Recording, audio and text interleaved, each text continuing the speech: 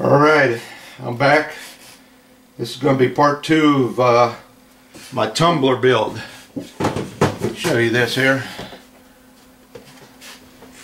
Let me set the camera around so I can see what I'm doing.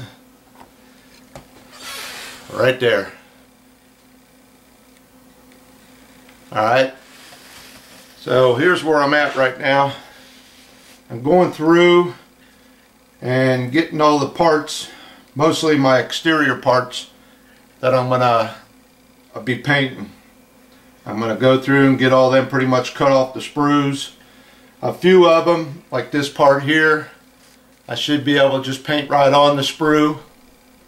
One thing I did notice, there is a lot of rough edges on here. There's a little piece of flashing on this one here, so I got to go through all these pieces and get the edges pretty well sanded down, and then sand on the exterior parts that I'm going to be priming and then painting.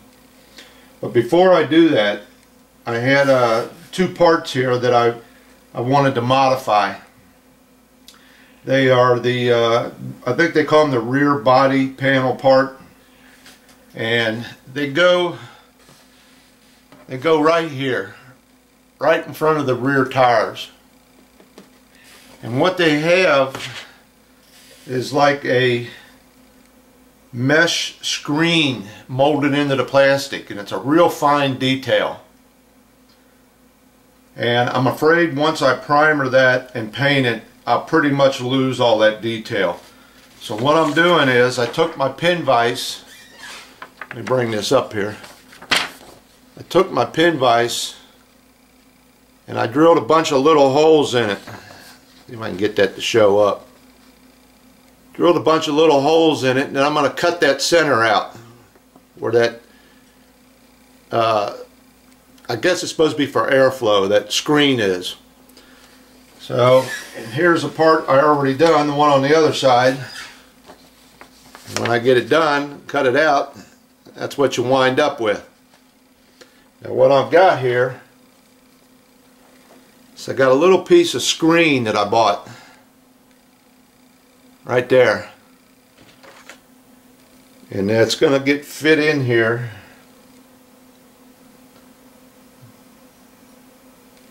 Let me get it in there, a little delicate, so that when I'm done, this is what I wind up with. Kind of hard to hold on to and show you at the same time. Right there, if you can see that. And I think that'll look much better. So I got to get this done before I prime and anything. Now, let me tell you, I bought this screen here. Now here in the United States, we got a large chain of stores called Hobby Lobby. Now, I imagine none of you guys have watched my other videos where I build a tall ship. Let me tell you something. Probably 80 to 90% of the extra stuff that I needed for that ship, I went over to Hobby Lobby and bought. The local hobby store around here, he's just limited on what he's got. But if you need some off-the-wall stuff, and if you got a nice hobby chain like we do over here, go in there and you got to search around. Now this comes in a real big sheet, and you can cut it with a pair of scissors. Cut out what I needed, and I use that. Now, like I said, the problem is if you need something like that and you can't find it, then you got to get on the internet, and then you got to pay shipping charges, and that's all you need, the screen. So check around. You can probably find something like that in some of these local stores. Something else I got here, these little sanding sponges. This is one of my favorite, the little small one, but I've got all kinds of sizes of these.